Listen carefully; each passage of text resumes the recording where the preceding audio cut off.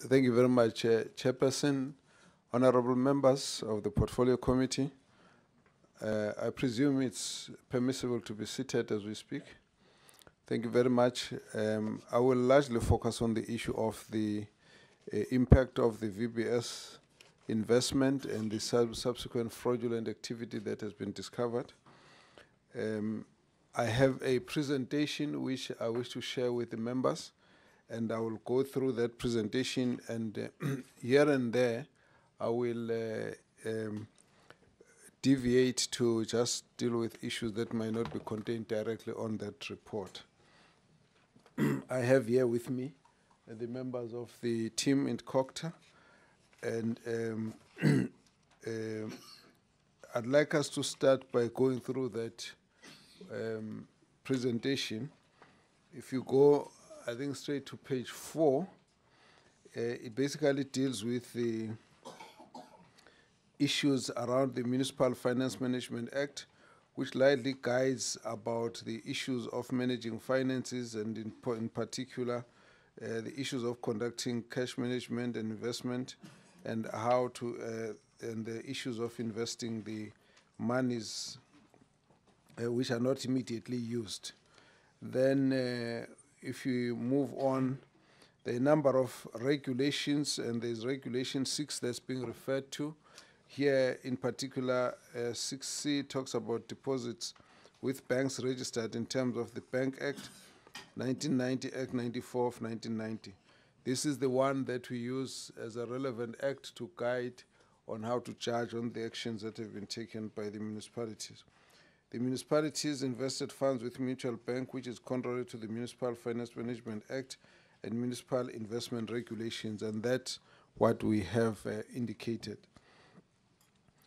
As we speak now, the reports we have is that we have Merafong in Gauteng, which has put in over 50 million, Western District, Gauteng, 74 million, Moretele Local Municipality, 50 million, Madibeng, 31.5 million, Mahikeng, 83.4 million, Dr. Ruth Sokhomotsi Mupati District, 150 million, Makado, Limpopo, 62.7 million, Greater Kiani, 153 million, Collins Chabane, Limpopo, 122 million.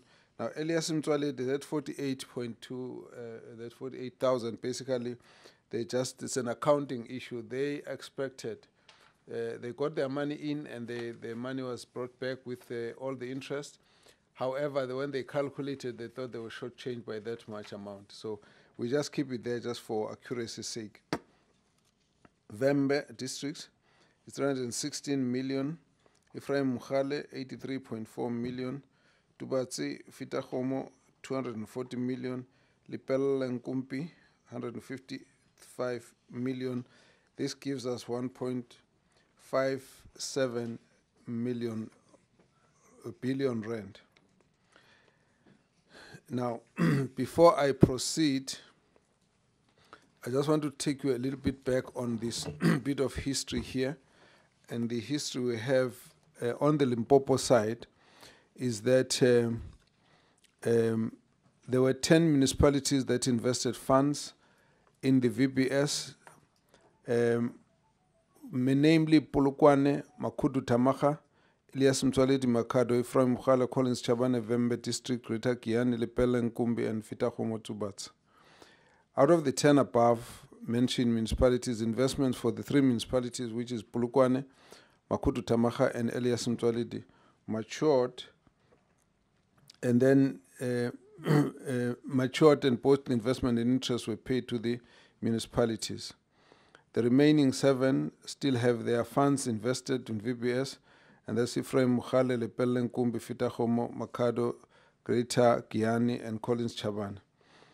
To deal with the potential financial implications due to inability to get investment, then the province had called in mayors' forums to discuss the issue around the 15th, and to discuss the issues where VBS investments were affected. And so they had to look at some particular ways of how to deal with the projects that were affected. I'll come back to that part on that particular report. If you go to the next page, we get to page 7. Gives you a kind of chart there that gives us which ones are immediately facing challenges. Here, where it is felt that they will not be able to comply with various aspects of their financial performance, those that have indicated that they have challenges to perform financial and service delivery obligations will be the West Rand, Madibeng, Mahikeng, Dr. Ruth Mompati District, and Fitakomo Tubatse.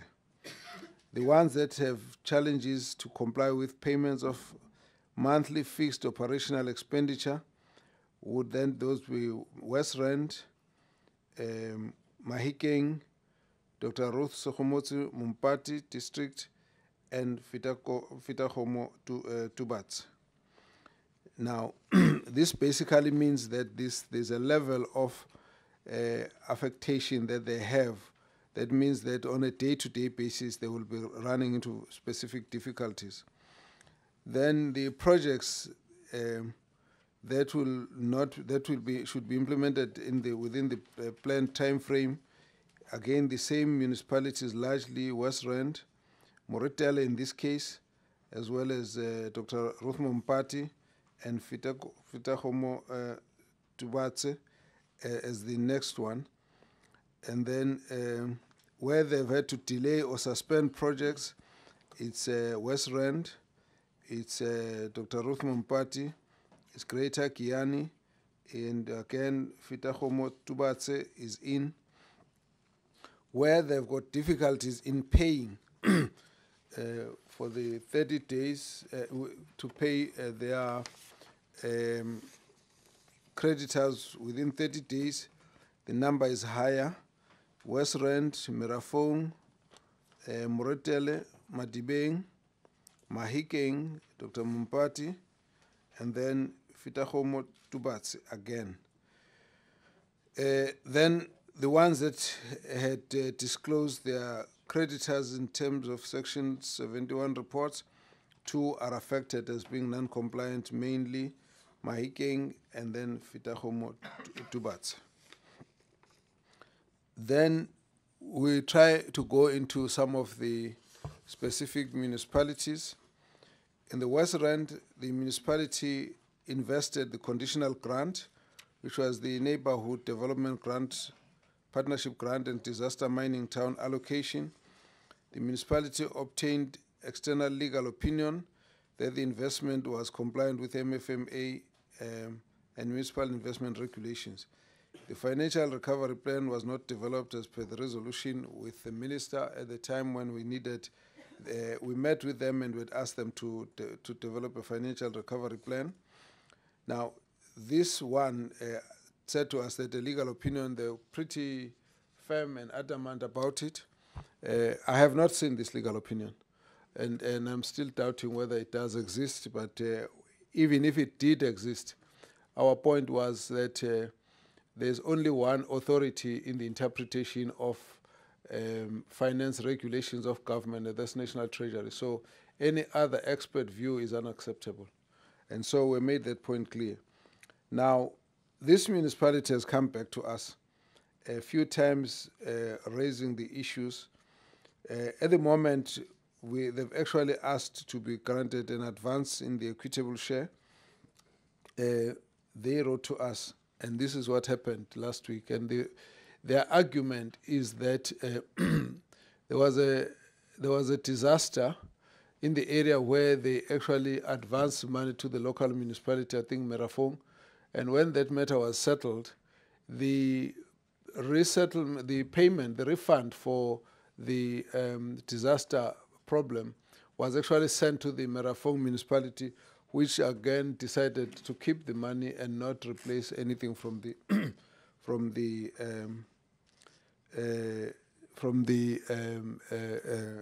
district municipality. So they have then declared those various projects as being suspended. Public RAM upgrade phase 2, Pekastal Water Tower, Petrol Water Waste Treatment Works, Droche Uval Bulk Water Supply, Underground Water Sanitation Master Plan, Construction Roads and Maintenance, Zanzale Electricity. They were supposed to be covered by those municipalities. Those now have to be suspended. Merafong, the reason for not paying creditors within 30 days is a result of financial challenges, they say, from 2014 and the negative outcomes of the mine properties. Now, there's a problem there with the rates in the area, and so the properties have kind of devalued, and so they feel that that was the cause of their major problem. Apparently, the matter has gone to court, and that matter has not been finalized.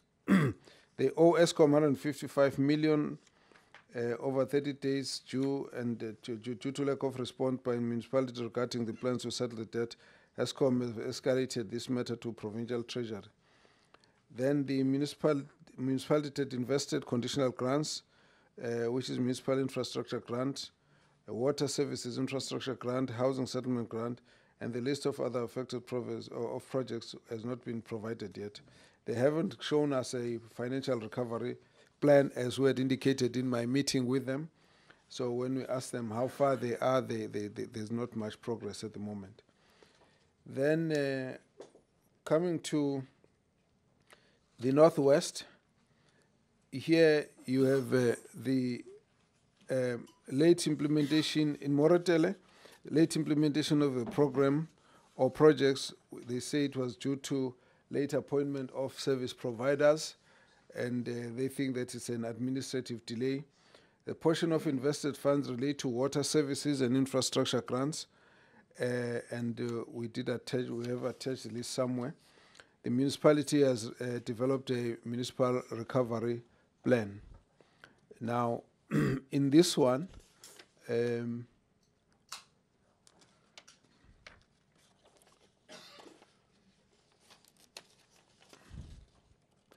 we have I think just to indicate that in all the provinces, we have set up teams to do forensic work. So in Limpopo, they've got Grant Thornton that is doing the forensic audit. In Northwest is Sekela Klabiso, and then in Gauteng province is Deloitte. So that is going on all of them. So in Moratele municipality, they've also initiated their own internal investigations, and they've also put the matter with their MPECs for this whole process to go on since September.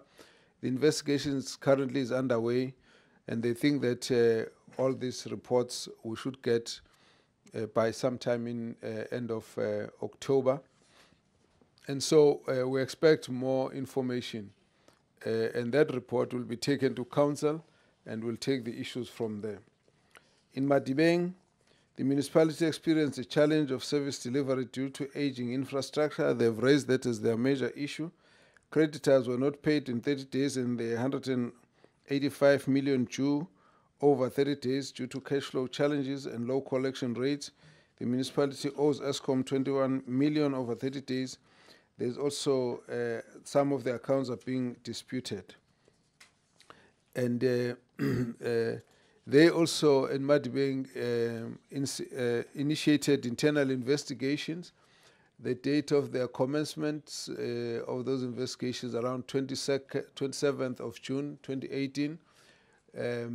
Disciplinary processes have been instituted against 3 affected officials, and the total number of councillors currently facing disciplinary charges is 1 councillor. The Office of the Speaker has already initiated the process of convening the Rules of Order and Ethics Committee to institute disciplinary processes against the alleged MMC, I think MMC of Finance. Then a criminal case has been opened with Brits as SEP's office and registered under the case number 47/9/2018 against all implicated individuals for financial misconduct. So they were hoping to have completed this matter By end of August, we will await further update from Madibeng. Giyani, now we're moving, I think we got them a little bit mixed up, but let me just move to Dr. Ruth Mompati District. The municipality experiences challenges in performing financial and service delivery obligations. The municipality invested conditional grants. The tranche of the regional bulk infrastructure grant for current financial year was not received, and a portion of equitable share was used to pay service providers. Municipality pays monthly fixed operational expenditure with the exception of the Sedibeng Water Board, and the water board invoice of the municipality is at 20 million monthly as per service level agreement. The repayment amount is not affordable and not sustainable. Creditors are not paid within 30 days. As a result, National Treasury is withholding the funds. Financial recovery has not been developed. If I can just add a little on that, Ruth Mompati.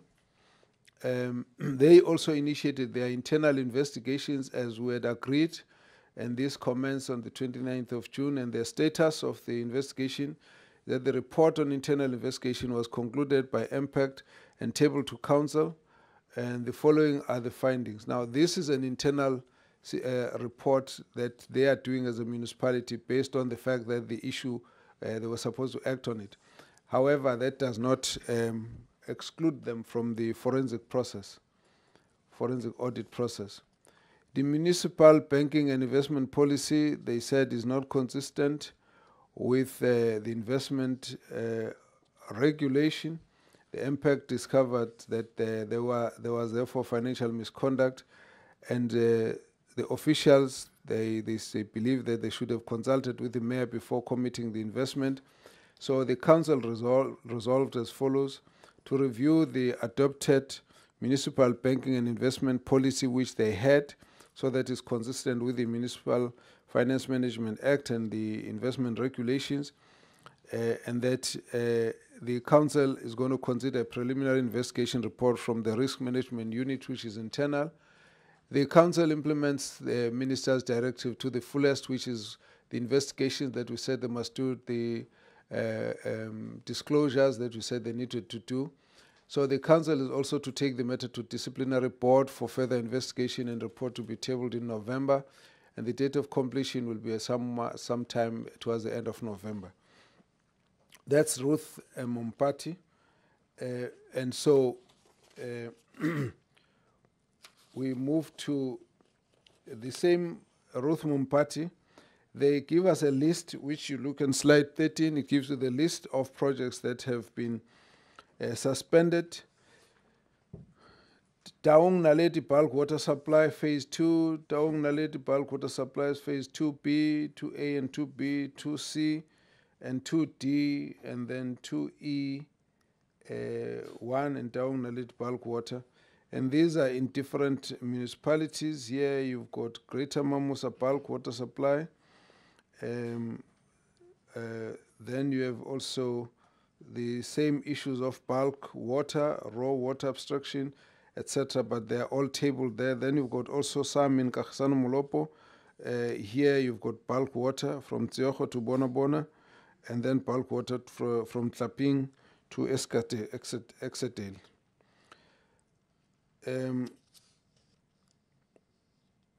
They have motivated for the release of the current financial year grant. They're waiting for the response, and there's not been a response at the moment from the Department of Water and Sanitation.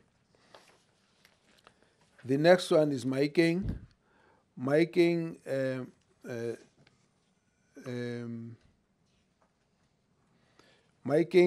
the challenge here is in relation to non-payment of Sedibeng Water Board and services provided in rural areas whereby local municipalities are not compensated by the district.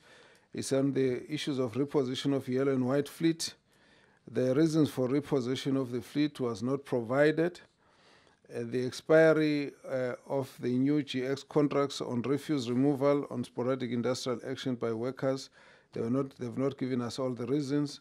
and then the issues of the creditors' non-payment for over 30 days.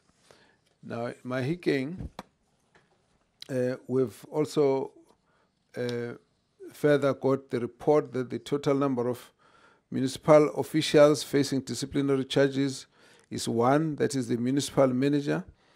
The council took a resolution for the suspension of such an official and resolved further to institute a forensic investigation in this regard, and also open a case of fraud against the perpetrators.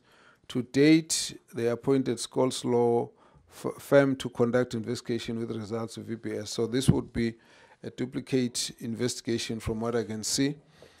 But that's a decision of the municipality. I may just pause here to say that the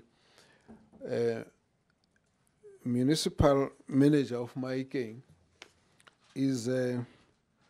was quite an interesting story, because Cogta made a mistake at some point and transferred twice the amount that should have been transferred. So it was supposed to be 60 million. Then Cogta erroneously transferred 120 million to to Mahikeng. Now, then he was given a call to say, oh, a mistake has been committed, please send back the 60 million. Then he said, no, you must do that in writing. And then the letter was sent in writing. So when they appeared before me and I asked what was going on, he argued that the letter took too long to get to him. And we had an argument about whether, in fact, he was correct or not. We left that argument and we moved on to say, but in that case, so how did you end up deciding to go to VBS? He says, well, this money was costing us a lot to keep in the bank, and so he thought he must actually go and invest it somewhere. But a simpler issue would have been to say to the owners of the money that your money is costing us, so you're going to pay so much, and then you would have needed their permission to take this money to another bank. And he said, well, you know, Cogta made a mistake, so he can't be blamed alone. So we then said, no, but MEC, go back and get this matter acted upon. That's how you get to this point. So effectively, that's what has happened. I'm also trying to find out something which I have picked up, but we haven't got it formally, that there seems to be a case where Mahikeng municipality has applied to Polokwane High Court to unwind VBS Bank. Now, I'm not sure what's happening there, so we still need to go into checking what actually is going on there. But that is how far we can take the issue of Mahikeng. Then we move to the Limpopo Bembe. We have given a bit of background on those municipalities in Limpopo. In the case of Bembe, that municipality has deposited, as we've said, 316 million rand with VBS. The municipality reflected that it's able to meet its financial obligations and pay creditors within 30 days. Through observation of external financial records, the municipality owe water and sanitation 691 million rand for water services, the last payment being 2017 December. In addition, creditors' age analysis reflect amount owed over 30 days. The municipality committed to restructure its budget during its ordinary adjustment period around January-February 2018, and recovery plan is not tabled yet to council.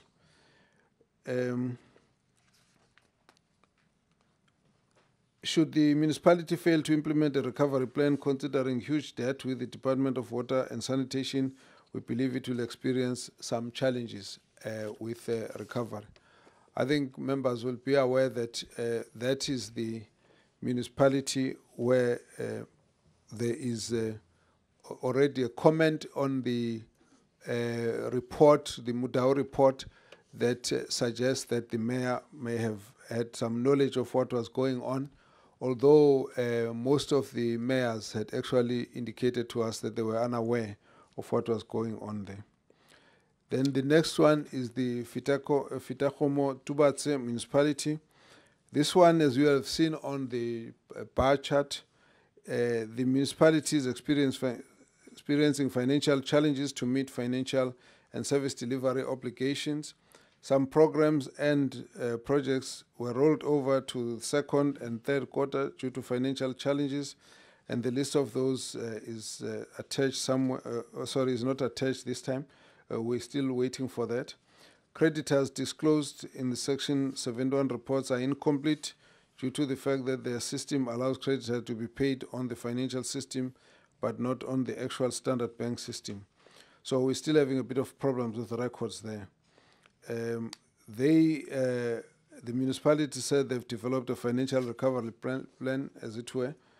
So that is the situation now. In relation to the Tubatse one, I think some of us might have seen that there's already protests outside the offices of the municipality with people raising the issues, demanding the dismissal of the municipal manager.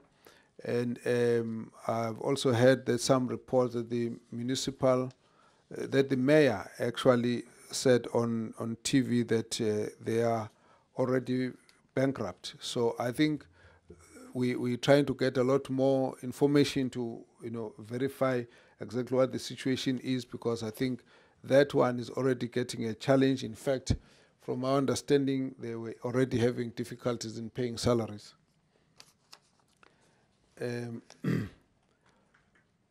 So just to see the municipalities that invested conditional grants is what you have on page 17, on slide 17. Those are all conditional grants that were specific for infrastructure that have been put up there. This table that you have seen illustrates municipalities that confirm to have invested conditional grants. One of the criteria for approving applications for rollover is that the unspent conditional grants should be cash-backed. National Treasury is at the stage now of advanced stage of releasing the outcomes of the applications for rollovers. So should the applications for rollovers be disapproved, the municipality will be expected to return the money to the National Revenue Fund or National Treasury. Or National Treasury will set off against the equitable share in accordance with Section 22, subsection 4 of the Divisions of Revenue Act. The disapproval of the applications for rollovers implies that the municipalities will experience significant financial challenges. Effectively, what this is saying to us is that the municipalities must say to Treasury, we haven't used so much money, so we need to use it next year. If the Treasury has to approve, they must then say, here is the money. And the chances are they won't be able to show the money because that money is no longer available. At the same time, if it can be approved that they must get the money rolled over, that will be assuming that the money is in their bank, and so they'll have to use that money. But if the money is not there, even if the rollover will not offer them anything. So effectively, we are likely to begin to feel the crunch on a number of these municipalities. So there are 7 of these municipalities in Limpopo that confirmed that they use their own revenue funds to invest in VBS, but part of the forensic investigation is supposed to help us to confirm where exactly the source of the funds were. There are potential litigations for non-payment of service providers and inability to honor legal or contractual obligations, and these we're worried about because then obviously a number of service providers might just be taking the municipalities to court. Non-payment of monthly fixed operational expenditures such as salaries might also be affected, as already I've indicated in Fitahomo, Tubatse. And then fruitless and wasteful expenditure due to interest on overdue accounts.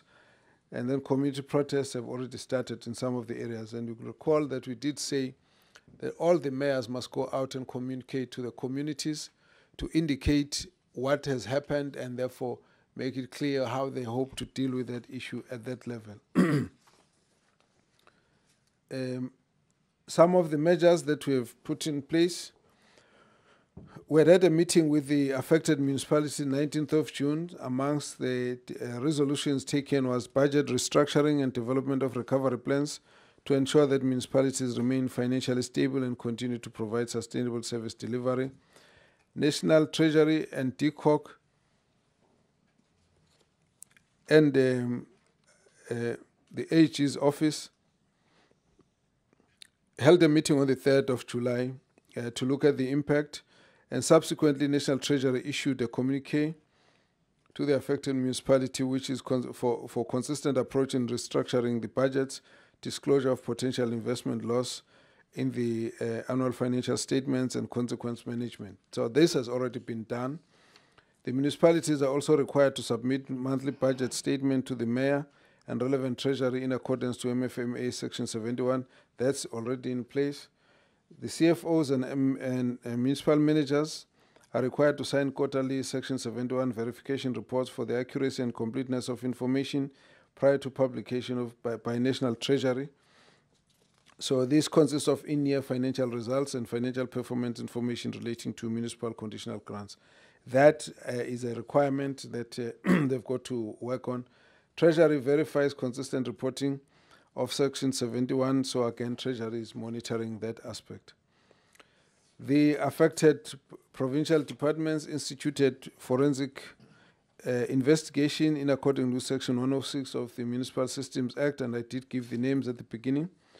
Limpopo Province have already had the introductory meetings to explain to them the processes, and the investigation started. Northwest the same, and Gauteng, we're waiting for the timelines in the Gauteng municipalities. So our conclusion then is to improve financial sustainability, municipalities need to implement recovery plans as well as strategies to strengthen governance structures. The risk associated with the inadequate implementation of recovery plans and strategies need to be monitored by treasuries and managed in order to realize the expected outcomes. There will be no bailout to the municipalities. However, support is provided to the affected municipalities to strengthen their internal controls, reporting, as well as revenue-raising measures and capacity building and service delivery. Then we're focusing on Back to Basics program to address municipal performance failures, to assist affected municipalities to provide quality of sustainable service delivery. And this takes us back to the whole recovery plan that we had raised around dealing with issues of governance in the various municipalities. And those processes are going on, where we're supporting various municipalities on the issues of governance, also on the issues of financial recovery.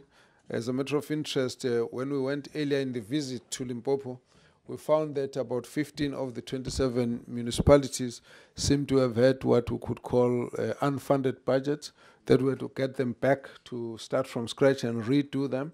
And we've been watching out on this to ensure that all of these don't become a factor, because each time the Auditor General reports, there was an increasing number of municipalities where the budgets were not cash-baked and therefore not credible. So all of these we've actually instituted to quite an extent. I think where we are, we're at a point where we want to get the reports from the forensic auditing. Those reports will then help us to be able to pinpoint individuals on whom we can lay a degree of culpability for purposes of both disciplinary proceedings as well as criminal charges beyond what the municipalities have already done. I think that the report that has come from the Reserve Bank has indicated the very crude,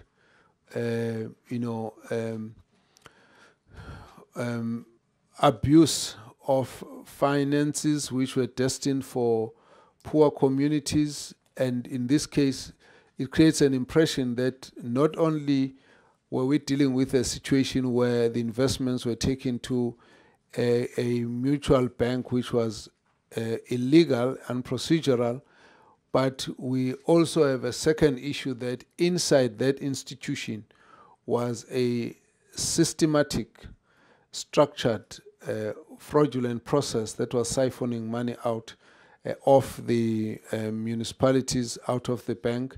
And therefore, we have briefed senior council to consider combining various provincial Cogtas as well as municipalities to launch a lawsuit on this matter so that we must chase and try and recover the money. It's still early days to be able to report on that aspect, but that is what we intend to do.